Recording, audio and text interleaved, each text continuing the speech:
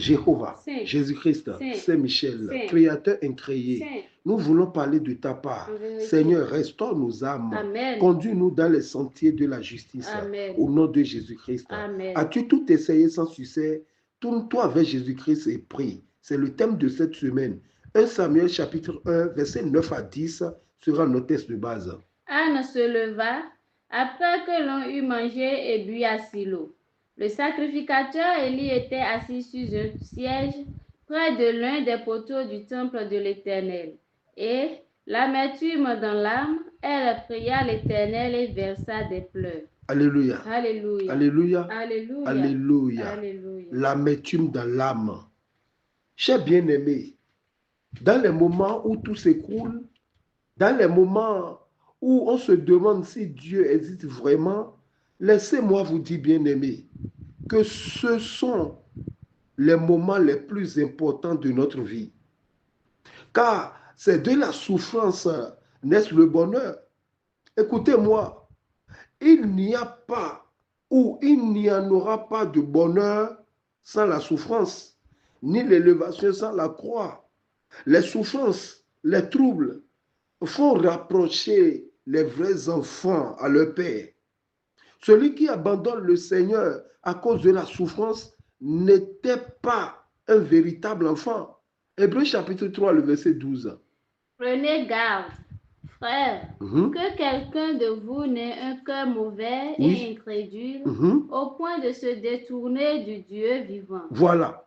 Raison pourquoi nous devons traiter nos cœurs, nos corps.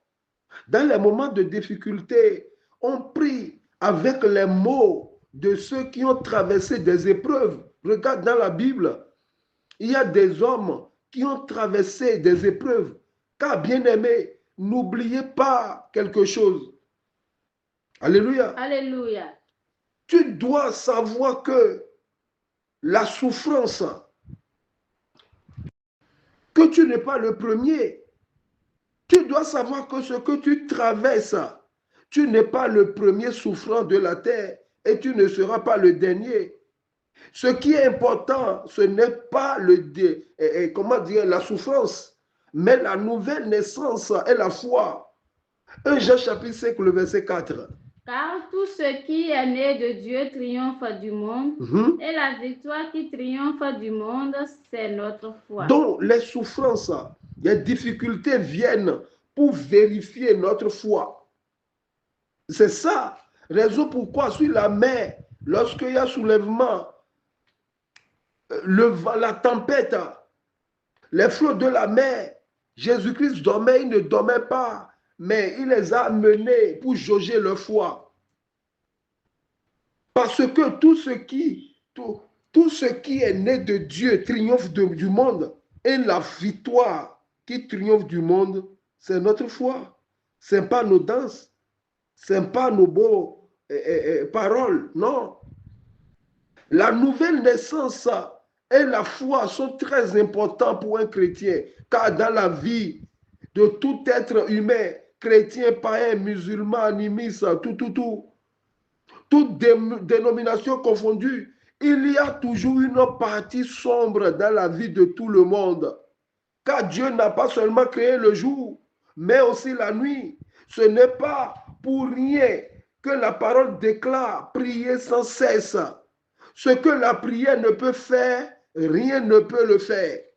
Bien-aimé, c'est un péché de ne pas prier quand tout va mal. Raison pourquoi Dieu a traité son peuple de double pécheur. Jérémie 2, le verset 13. Car mon peuple a commis un double péché. Oui. Ils m'ont abandonné, moi qui suis une source d'eau vive. Oui. Où se creusaient des citernes crevassées. Des citernes crevassées. Qui ne retiennent pas d'eau. Regarde aujourd'hui, le peuple, les enfants de Dieu ont abandonné Dieu pour aller chercher des citernes crevassées, des visionnaires sans la parole de Dieu, des charlatans spirituels. Ils ont abandonné la parole de Dieu pour passer dans des forêts, pour aller dormir dans des forêts, aller dans les carrefours la nuit. Alléluia. Alléluia. Quand c'est ce que nous pouvons prier. Parce que le thème a dit, tourne-toi vers Jésus-Christ et prie. Alléluia. Alléluia. Quand les doutes nous assaillent, quand les doutes nous assaillent, nous devons prier. Car le doute est un venin du diable. Le doute est un venin du serpent. C'est ça le diable a injecté à notre mère, Ève. Genèse 3, le verset 1. Le serpent était le plus rusé de tous les animaux des champs que l'Éternel Dieu avait fait. Il dit à la femme, Dieu a-t-il réellement dit, vous ne mangerez pas de tous les arbres du Jourdain? Voilà. Et la femme a commencé la causerie. Nous devons prier quand des questions nous obsèdent et restent sans réponse. Nous devons prier quand nos yeux ne voient plus le bonheur. Nous devons prier quand nos oreilles demeurent sourdes. Nous devons prier quand la solitude nous pèse. Le cas de Jabès. Regardez Jabès. 1 Chronique chapitre 4, le verset 9. Mais Jabès a connu des moments. Nous devons comprendre que Jabès aussi c'est-à-dire, le verset 9. Jabès était plus considéré que ses frères. C'est après sa prière, après sa restauration, qu'on a parlé de Jabès.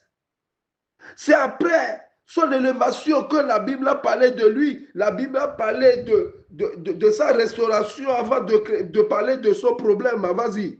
Sa mère lui donna le nom de Jabès en disant, oui, c'est parce que je l'ai enfanté avec douleur. Waouh! Je l'ai enfanté avec douleur, mais pas la prière. Jabès a effacé ce nom de douleur. Et la Bible déclare, Jabès était plus considéré que ses frères. Ce que la prière ne peut faire, rien ne peut faire. Bien-aimé, tu dois prier. Regarde ta situation, tu dois prier. Jésus même a prié. Nous devons prier. Quand tout nous semble absent, nous devons prier. Quand les soucis nous égarent, regardez le cas de Anne, test de base. Anne se leva, oui, après que l'on eut mangé et bu à Silo. Pourquoi en ce moment, Anne devait se coucher? Mais pourquoi Anne s'est levée? Parce que Pénina est là, Pénina le mortifiait. C'est ça, Pénina. Pénina ne peut pas être là, tu vas te coucher. Pénina ne peut pas être là, tu vas regarder la télé toute la nuit. Pénina ne peut être là, tu seras en train de tapoter ton portable. Alléluia. Alléluia. Pénina mortifiait Anne. Mais après avoir mangé et bu, qu'est-ce que Anne a fait? Recommence. Anne se leva, Anne après se leva. qu'on eut mangé et bu à Silo. Mais si tu te lèves, bien-aimé, si tu te lèves seulement, il y aura du trouble dans le royaume des ténèbres. Si tu te lèves seulement, les chaînes vont tomber. Regardez Pierre dans la prison. Pierre, l'ange est venu, l'ange l'a frappé. Pierre s'est levé et les chaînes, c'est-à-dire, il est délivré. Lève-toi, bien-aimé. Lève-toi. Quand tu te lèves sur un sujet, sur une requête, là, c'est le premier pas. Lève-toi. Vas-y. Le sacrificateur Élie était assis sur un siège près de l'un des poteaux du temple de l'Éternel. Élie n'avait pas de problème. Élie peut être assis, mais elle doit se lever. Il ne faut pas venir à l'église faire des amis. Les autres peuvent se coucher, mais vous n'avez pas les mêmes problèmes. Tu dois prier. Ah, Élie est assis, mais Anne s'est levée. Vas-y. Et l'amertume dans l'âme, oui, elle pria l'Éternel et versa des pleurs. Voilà, l'amertume dans l'âme. C'est ça. La prière touche l'âme. La prière touche l'âme, bien-aimée. Quand est-ce que nous pouvons prier? Nous devons prier quand les épreuves adviennent. Nous devons prier quand tout semble perdu. Nous devons prier quand la faiblesse gagne du terrain. Regardez la femme qui perdait du sang pendant 12 ans. Regardez, la faiblesse gagnait déjà le terrain. Elle sentait même des fois est-ce que je vais mourir comme ça? Elle a vieilli d'un coup. Elle ne se sentait plus femme parmi les femmes. La faiblesse gagne le terrain, bien-aimé. Luc 8, le verset 43-44. Or, il y avait une femme atteinte d'une perte de sang depuis 12 ans et qui avait dépensé tout son bien pour les médecins sans qu'aucun ait pu la guérir. Wow. Elle s'approcha par derrière et toucha le bord du vêtement de Jésus. Au même instant, la perte de sang s'arrêta. C'est ça. Mais la femme, à sa naissance, on ne l'a pas donné de nom. Une femme atteinte d'une perte de sang, non. Mais avec le temps, la maladie a effacé son nom. Au bout de temps, la faiblesse a gagné le terrain jusqu'à on l'appelait la femme qui perdait du sang pendant 12 ans. Jusqu'à ce que même sa bourse, même son agent a connu la faiblesse. Alléluia. Alléluia. Elle a trop dépensé. Elle a trop dépensé jusqu'au jour où elle s'est levée, bien-aimée. Tu dois te lever. Anne s'est levée. La femme qui perdait de temps s'est levée. Qu'est-ce que tu as? Tu dois te lever. Alléluia. Alléluia. La faiblesse gagnait du terrain et ronge l'enthousiasme de cette dame. Et ronge l'enthousiasme d'Anne. Regardez comme Josaphat, 3 nations se sont soulevées contre Juda. Josaphat n'a plus d'autre alternative. Il n'a pas d'armement sophistiqué pour affronter ces 3 nations. Mais Josaphat a le secret de tous les temps, la prière. Josaphat s'est levé. Bien-aimé, as-tu tout essayé sans succès? Tourne-toi vers Jésus-Christ. Josaphat s'est levé. 2 Chroniques chapitre 20 verset 12 à 17. Oh notre Dieu, n'exerceras-tu pas tes jugements sur eux? Car nous sommes sans force devant cette multitude nombreuse qui s'avance contre nous et nous ne savons que faire. Wow. Mais nos yeux sont sur toi. Regardez Josaphat est en train de prier, dit à Dieu. Mais les ennemis sont forts plus que nous. Nous n'avons plus derrière, devant, à gauche, à droite, mais nos yeux sont sur toi, bien-aimé. Tes yeux sont sur qui? Tourne-toi vers Dieu. Le problème aujourd'hui, c'est le regard. Tu regardes où? Tu regardes quoi? Ce que tu regardes aura d'influence sur toi. Si tu regardes Goliath, tu verras la taille de Goliath. Ne regarde pas Goliath. Ne regarde pas Goliath, regarde le torrent. Regarde les 5 pierres du torrent, ne regarde pas Goliath. Sa taille va t'influencer. Ne regarde pas le monde, regarde Jésus-Christ. Nous regardons, ne regarde pas Bénin, ne regarde pas Talon. Regarde les Écritures. Alléluia. Alléluia. Continue, bien-aimé. Tout Judas se tenait debout devant l'Éternel. Oui. Avec leurs petits enfants. Oui. Leurs femmes et leurs fils. Oui. Alors l'Esprit de l'Éternel saisit au milieu de l'assemblée. Oui. Jachaziel, oui. Fils de Zacharie, fils de Bénédicte. Le verset 15. Et Jachariel dit, soyez attentifs, Juda et habitants de Jérusalem. Comme vous avez vos yeux sur Dieu, maintenant soyez attentifs. Bien-aimé, même si tu viens à l'église, tu pries, tu dois être attentif. Continue. Et toi, roi Josaphat, oui.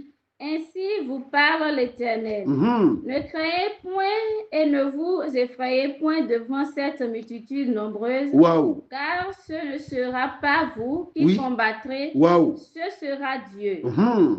Demain, descendez contre eux. Ils vont monter par la colline. N'ayez pas peur, ils vont monter par la colline. Par la colline de Site. Oui. Et vous les trouverez à l'extrémité. Verset 17. Vous n'aurez point à combattre en cette affaire. Dieu a répété, oui. Présentez-vous. Dieu a répété que c'est son combat, c'est sa bataille. Puisque eux, ils ont leurs yeux fixés sur lui. Alléluia. Vas-y. Tenez-vous là. Oui. Et vous verrez la délivrance que l'Éternel vous accordera. Wow. Judas et Jérusalem, ne craignez point Oui. et ne vous effrayez point. Oui. Demain, Demain, sortez à leur rencontre et l'Éternel sera avec vous. Alléluia. Alléluia. Puisque vous êtes avec l'Éternel, l'Éternel sera avec vous. Alléluia. Alléluia. Vous voyez comment Josaphat a prié?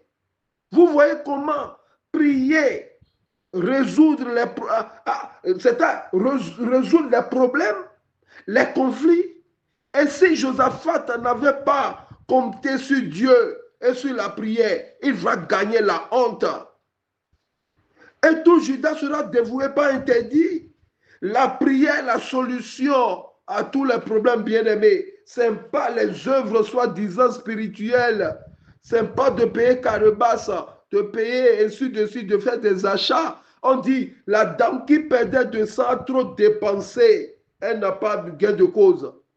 Combien tu veux dépenser? Quel argent tu as? Combien tu as? Ce que la dame a dépensé, ce que l'argent ne peut faire. Mais lorsqu'elle s'est tournée vers Jésus-Christ, elle a eu gain de cause. As-tu tout essayé sans succès? Tourne-toi vers Jésus-Christ et prie. Nous devons nous tourner vers Jésus-Christ et prier. Quand la tristesse nous submerge, oui, quand la nuit semble triompher du jour, nous devons prier. Bien-aimés, levez-vous et priez, même quand la mort semble avoir le dernier mot sur la vie. Vous devez prier. Nous pouvons nous lever et parler comme Jésus. Jésus-Christ a dit, Lazare, notre ami, dort, mais je vais le réveiller, sachant bien que Lazare ne vit plus, sachant bien que Lazare est mort, mais il a parlé positivement. Il a dit quoi? Mais je vais le réveiller parce qu'il dort. Bien-aimé, tu n'es pas mort, ton commerce n'est pas mort, ton travail n'est pas mort. Non, ton sacerdoce n'est pas mort, ton sacerdoce dort seulement. Lève-toi et tu verras. Et même si le pire est arrivé à telle enseigne que la vie nous fait pleurer, pleurez mais n'abandonnez pas. Bien-aimé, je ne peux pas t'interdire de ne pas pleurer. Tu peux pleurer. Pleure comme tu veux, mais n'abandonne jamais. Ce n'est pas une mauvaise chose de pleurer, non. Mais après les pleurs, prie. Alléluia. Alléluia. Après les pleurs, priez car les pleurs n'a jamais, ou bien les pleurs n'ont jamais changé la vie de qui que ce soit dans la Bible. Fouillez de Genèse jusqu'à Apocalypse. Alléluia. Alléluia. Jésus même a pleuré, mais après les pleurs, il a prié. Jean 11, le verset 41-43. Il ôtait donc la pierre. Oui. Et Jésus leva les yeux en haut et dit, Père, je te rends grâce de ce que tu m'as exaucé. Oui. Pour moi, je sais que tu m'exauces toujours. Remonte au verset 35 d'abord. Pour voir, lui-même il a pleuré. Verset 35. Jésus pleura. Voilà, Jésus a pleuré, mais après les pleurs, qu'est-ce qu'il a fait? Le verset 42. Pour moi, il a prié, il a dit, Père, je sais pour moi, oui. Je sais que tu m'exauces. Oui. Mais j'ai parlé à cause de la foule qui m'entoure, oui, afin qu'ils croient que c'est toi qui m'as envoyé. Ayant dit cela, oui, il cria d'une voix forte. Oui. Lazare, sors. Alléluia. Alléluia. Bien-aimé, quand la prière est accompagnée d'action de grâce, le miracle s'ensuit toujours. La Bible déclare, priez sans cesse, rendez grâce en toutes choses, car c'est à votre égard la volonté de Dieu en Jésus-Christ. Car l'action de grâce suit la prière. On constate toujours le miracle. Raison pourquoi dans nos églises, quand nous prions, à la fin on dit action de grâce. C'est pour sceller. Alléluia. Alléluia. Bien-aimé, as-tu tout essayé sans succès? Est-ce que tu as essayé l'action de grâce? Toi qui dis que tu as tout essayé, est-ce que tu as essayé l'action de grâce? Toi qui te plains à chaque fois que le temps est dur, rien ne va, rien, ça ne marche pas. Réponds-moi. C'est quand la dernière fois que tu as présenté une offrande à Dieu? As-tu tout essayé sans succès? Est-ce que tu sais que l'offrande aussi est une clé? Alléluia. Alléluia. Est-ce que tu as essayé l'offrande? Car l'offrande aussi est une clé. Bien-aimé, comment tourner vers Jésus-Christ et prier? Car la parole dit, tourne-toi vers Jésus-Christ et prie. Comment tourner vers Jésus-Christ et prier? Compréhension du thème. Église, tourner vers Jésus-Christ et prier, ce n'est pas venir à l'église, ni avoir des bougies en main, ni attacher des bougies, ni avoir l'huile sainte, ni parfum en main. Non, tourner vers Jésus-Christ et prier, cela veut dire tout simplement de payer, c'est-à-dire, comment dirais-je, d'avoir la connaissance. Oui, tourner vers Jésus-Christ. Tourne-toi vers Jésus-Christ et prier. Cela ne veut pas dire de payer une image ou une statuette de Jésus ou de Marie, mais de Jésus et faire face pour prier. Non. Écoutez Osée 4, le verset 6. Mon peuple est détruit parce qu'il lui manque la connaissance. Puisque tu as rejeté la connaissance, je te rejetterai et tu seras dépouillé de mon sacerdoce. Oui. Puisque tu as oublié la loi de ton Dieu. Merci. Dieu même rejette des dossiers, des prières, les requêtes sont des dossiers qu'on envoie à Dieu. Dieu rejette puisque tu as méprisé la connaissance. Écoutez, Église, tourner vers Jésus-Christ et prier. Premièrement, c'est avoir la connaissance des Écritures. Jean 8, le verset 32. Il a déclaré, Jean 8, verset 32, Jésus-Christ a dit, vous connaîtrez la vérité et la vérité vous affranchira. Vous connaîtrez la vérité. C'est la connaissance de la vérité qui affranchit et non une réalité. Il y a plusieurs réalités, mais il y a une seule vérité. Bougie, une sainte, les parfums, chandeliers, crucifix, etc. sont des réalités, mais ils ne pourront ou bien ils ne prendront jamais la place de la parole de Dieu. Tu vas dépenser à faire des voyages, Imeko, Godropa, Gonke, faire le tour, mais ils ne pourront, ces endroits ne pourront jamais prendre la place de la parole de Dieu. Dieu avait dit par la bouche de Moïse, dit aux enfants d'Israël que la parole n'est pas derrière la mer. Pour qu'on dise, il faut que quelqu'un y cherche pour nous. La parole est en toi, la parole est dans ta bouche. Ma question est celle-ci. Que mets-tu à la place de la parole de Dieu, bien-aimé? Toi qui veux traiter ce thème, as-tu tout essayé sans succès? Tourne-toi vers Jésus-Christ et prie. Réponds-moi cette question. Qu'est-ce que tu mets à la place de la parole de Dieu? Une bougie? Une parcelle? Une voiture? Ou un parfum, bien-aimé?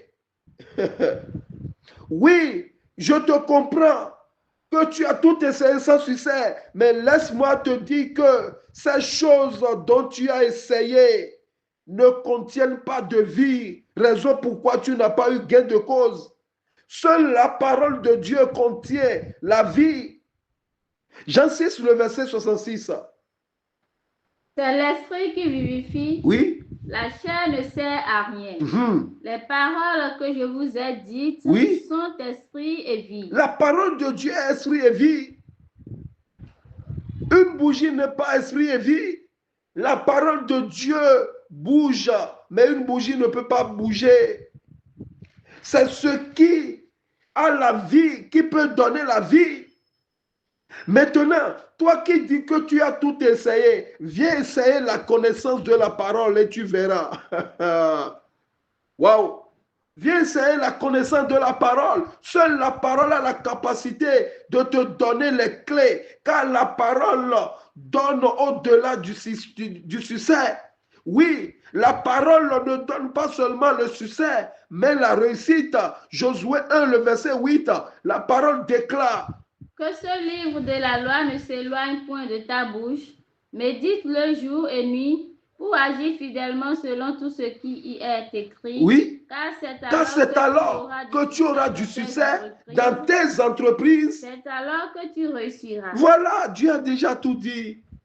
Mais pourquoi tu veux détourner de la parole de Dieu? Pourquoi tu veux te détourner de la parole de Dieu? Il dit c'est alors que tu auras du succès dans tes entreprises et c'est alors que tu auras, tu auras du succès et la réussite. Les bougies, les huiles saintes, les parfums, les sels bénis, sucre béni, l'eau bénite peuvent te donner le succès, mais jamais la réussite. Bien-aimés, ne courons pas derrière le succès, mais plutôt la réussite. Jean le baptiseur n'a pas eu du succès en son temps lorsqu'il était sur la terre, mais il a réussi sa vie. Alléluia. Alléluia. Réussir sa vie, c'est faire ce pourquoi Dieu t'a envoyé dans ce monde. Bien-aimé, écoutez-moi, tu peux réussir ta vie et ne pas réussir dans la vie. Alléluia. Alléluia. Réussir dans la vie est différent de réussir sa vie. Écrivez-moi dans les commentaires si vous ne comprenez pas cela. Je vais vous expliquer. Réussir dans la vie est différent de réussir sa vie. Bien-aimé, pour avoir du succès, ce n'est pas grave. Il faut simplement vivre selon le moyen des hommes. Tu auras du succès. Mais pour avoir la réussite, il faut vivre obligatoirement selon le plan de Dieu, la solution de Dieu qui est Jésus-Christ, la connaissance de Dieu et la prière. C'est comme ça que tu dois vivre. Tu ne dois pas prier et forniquer après. Tu es en train de prier, mais tu couches avec les femmes d'autrui. Tu te manques la connaissance. Puisque tu as manqué la connaissance, Dieu même va rejeter ton dossier. Les dossiers sont rejetés, bien-aimés. Anne, son dossier a été rejeté plusieurs fois des années, mais lorsque Anne a compris, lorsque Anne a eu la connaissance de Dieu, elle a tourné un peu la prière et cette année, elle a eu gain de cause. Alléluia. Alléluia. C'est pas que Dieu n'entend pas les prières, mais Dieu rejette les dossiers parce que tu n'écoutes pas, tu ne donnes pas valeur à sa parole. Dieu n'est pas... il dit dans Jérémie, il dit, je veille sur ma parole pour l'exécuter, bien-aimé. Dieu n'est pas fidèle à toi. Dieu est fidèle à sa parole. Si tu fais selon la parole de Dieu, tu auras gain de cause. Dieu n'est pas un menteur, ni un fils de l'homme pour mentir. Alléluia. Alléluia. C'est ça. Seule la connaissance a la capacité de nous fournir les clés du royaume.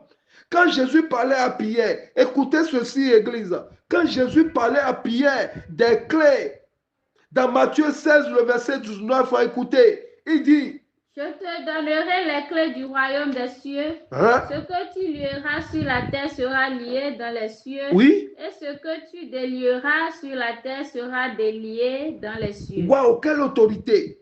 Jésus nous donne comme ça le secret qu'il y a plusieurs manières d'avoir ce qu'on veut à condition d'essayer les clés. Tant que nous n'essayons pas toutes les clés, nous n'aurons pas raison de murmurer contre Dieu. Exemple, je donne un exemple. Si je te donne un trousseau de clés, en t'envoyant ouvrir une porte ou un portail, sans te montrer la vraie clé, c'est parce que je veux que tu cherches. Alléluia. Alléluia. Et tu n'as pas intérêt de revenir sans ouvrir cette porte. Quand tu dois chercher la vraie clé en sélectionnant les clés l'une après l'autre. C'est ça, il a dit dans Matthieu 7, le verset 7.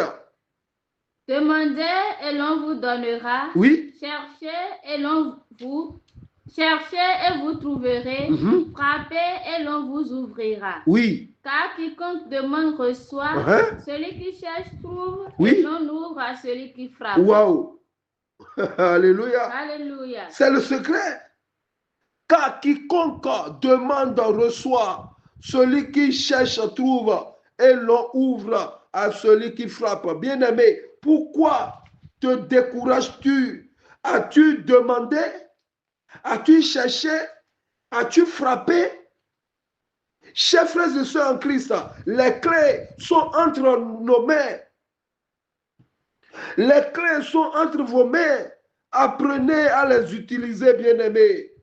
Et d'ici peu, le malin prendra peur, rien qu'en vous voyant, bien-aimés. Nous ne savons pas manipuler les clés. La parole de Dieu est une clé, la Bible est une clé, la prière est une clé, l'offrande est une clé, action de grâce est une clé. Les aumônes sont des clés. Chers chrétiens, il est temps que nous réagissons. Jésus nous a donné l'autorité sur toutes les puissances. Alors, mettons le malin sous nos pieds et ne nous laissons pas dominer. As-tu tout essayé sans succès? Tourne-toi vers Jésus-Christ et prie. Comment prier? Revenez à Matthieu chapitre 16, le verset 19 là. Il a dit, je te donnerai les clés du royaume des cieux. oui. Ce que tu lieras sur la terre sera lié dans les cieux. Et ce que tu délieras sur la terre sera délié dans les cieux. Maintenant que vous savez cela, proclamez-le. C'est comme ça on prie. On ne prie pas avec ces paroles, non. Tu lances la parole de Dieu et toi maintenant tu lances ta requête. C'est ça. Il a dit, je te donnerai les clés du royaume des cieux. Ce que tu lieras sur la terre sera lié dans les cieux. Ce que tu délieras sur la terre sera délié. Avec ça maintenant, tu peux lier, tu peux délier ce que les hommes ont lié.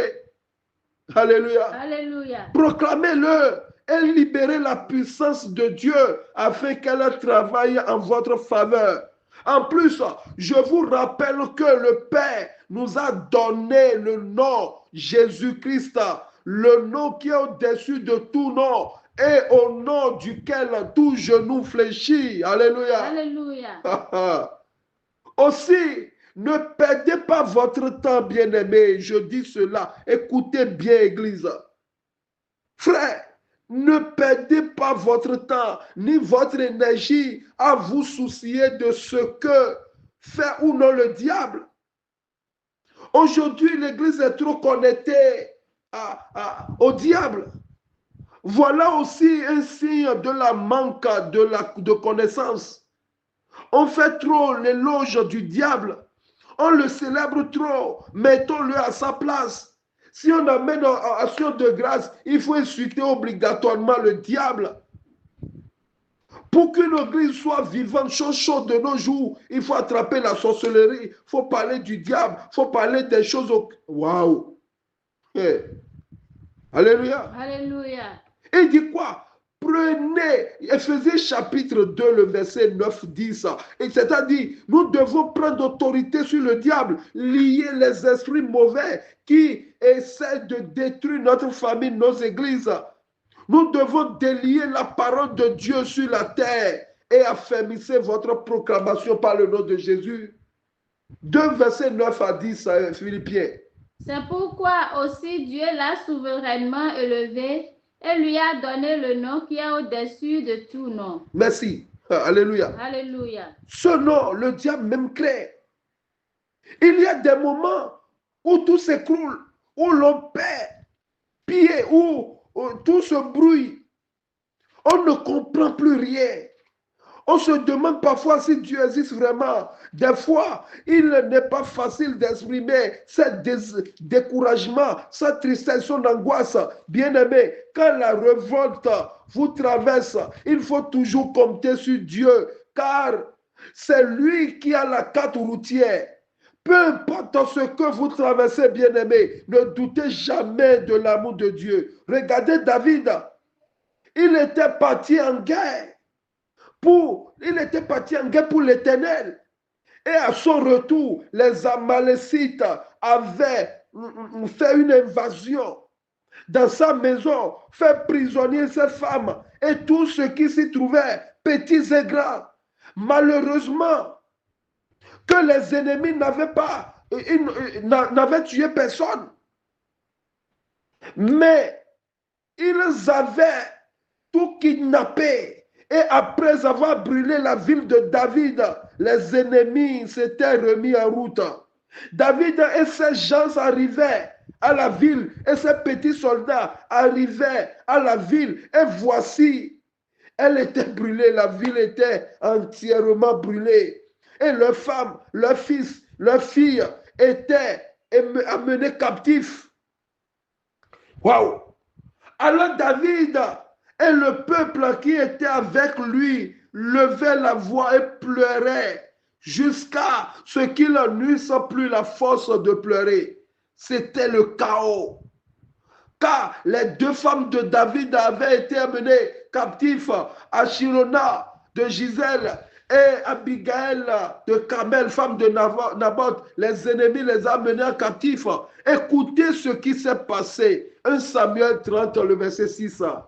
David fut dans une grande angoisse, C'était le chaos. car le peuple parlait de le lapider, Oui, parce que tous avaient de l'amertume dans l'âme, oui. chacun à cause de ses fils et de ses filles. Mais David pouvait dire, Dieu, si je t'ai parti travailler pour toi, tu étais où? Non, Dieu, est-ce que tu existes? Non. Ceux sur qui David pouvait compter, eux-mêmes, ils ont pris des pierres pour lancer contre David. David est resté seul. Alléluia. Alléluia. Récapitulons les soucis de David. Premièrement, ses femmes sont déportées. Deuxièmement, ses enfants aussi. Troisièmement, sa ville est détruite. Quatrièmement, son peuple a été déporté. Et cinquièmement, ses soldats sont contre lui et décident de le lapider. Mais malgré ces 5 problèmes, David a repris courage en s'appuyant sur l'Éternel, son Dieu. Continue.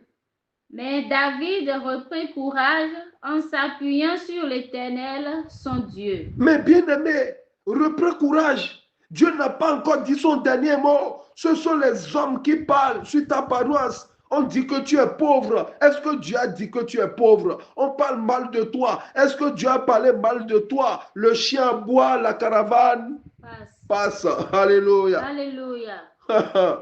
Dieu n'a pas encore dit son dernier mot. David reprit courage en s'appuyant sur Dieu.